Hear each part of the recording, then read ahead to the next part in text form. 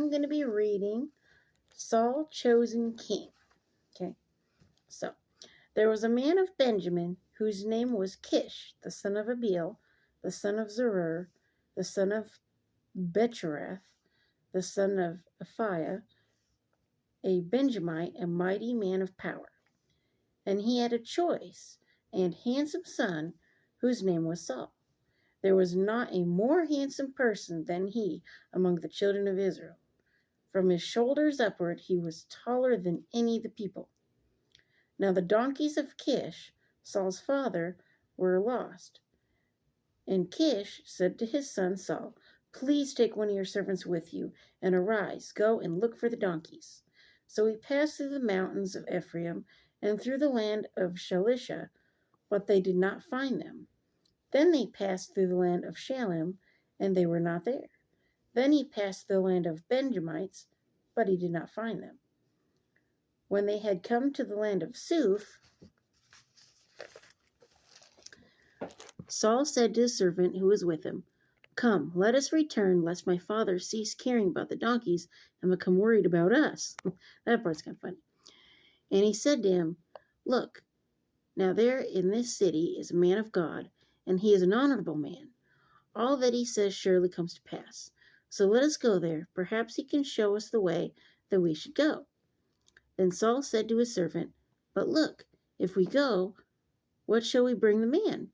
For the bread in our vessels is all gone, and there is no present to bring to the man of God. What do we have?" And the servant answered Saul again and said, "Look, I have here at hand 1/4 of a shekel of silver. I will give that to the man of God to tell us our way. Formerly in Israel, when a man went to inquire of God, he spoke thus, 'Come, let us go to the seer,' for he who is now called a prophet was formerly called a seer." Then Saul said to his servant, "Well said, come, let us go." So they went to the city where the man of God was. As they went up the hill to the city, they met some young women going out to draw water, and said to them, "Is the seer here?" And they answered them, "Yes, there he is, just ahead of you. Hurry now, for today he came to the city, because there is a sacrifice of the people today on the high place. As soon as you come into the city, you will surely find him before he goes up to the high place to eat. For the people will not eat until he comes, because he must bless the sacrifice afterward. Those who are invited will eat. Now therefore go up, for about this time you will find him." That's my donkey. I throw him outside. He wants to go out. Then he turns around and wants to come back in. He is not going to die outside. So they went up to the city. As they were coming into the city, there was Samuel coming out toward them on his way up to the high place. Now the Lord had told Samuel in his ear the day before Saul came, saying, "Tomorrow about this time I will send you a man from the land of Benjamin, and you shall anoint him commander over my people Israel, that he may save my people from the hand of the Philistines. For I have looked upon my people, because their cry has come to me." So their cry has come to him. So when Samuel saw Saul, the Lord said to him, "There he is, the man of whom I spoke to you. This one shall reign over my people." Then Saul drew near to Samuel to the gate and said, "Please tell me, where is the seer's house?" Samuel answered Saul and said, "I am the seer. Go up before me to the high place, for you shall eat with me today, and tomorrow I will let you go and tell you all that is in your heart." So he's like, "I'm going to tell you what's in your heart. But as for your donkeys that were lost 3 days ago, do not be anxious about them, for they have been found. And on whom is all the desire of Israel? Is it not on you and on all your father's house?" And Saul answered and said, "Am I not a Benjamite, of the smallest of the tribes of Israel, and my family the least of all the families of the tribe of Benjamin? Why then do you speak like this to me?"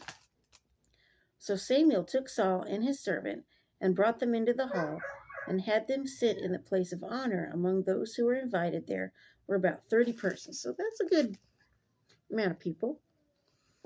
And Samuel said to the cook, "Bring the portion which I gave you, of which I said to you, set it apart." So the cook took up the thigh with its upper part, and set it before Saul. And Samuel said, Here it is, what was kept back. It was set apart for you. Eat until this time it has been kept for you, since I had said I invited the people. So Saul ate with Samuel that day. When they had come down from the high place into the city, Samuel spoke with Saul on the top of the house. They arose early, and it was about the dawning of the day that Samuel called to Saul on the top of the house, saying, Get up, that I may send you on your way. And Saul arose, and both of them went outside, he and Samuel. As they were going down to the outskirts of the city, Samuel said to Saul, Tell the servant to go on ahead of us. And he went on. But you stand here a while, that I may announce to you the word of God. So he's like, You have something special that I'm going to tell you. So anyway, so now next I'm going to be reading Samuel anoints Saul. So he's going to become the king. So, and we'll see what kind of king he is. So anyway, alrighty. Well, I'm just glad that America doesn't have a king. We get to vote. I know a lot of people like to complain, but I tell you what, I'm glad that we get to vote. In some countries, you don't get to vote. You just have to live with what it is. You don't get to make any kind of changes if you want. We're here. We get to make some changes, So, but anyway, peace, y'all. Well,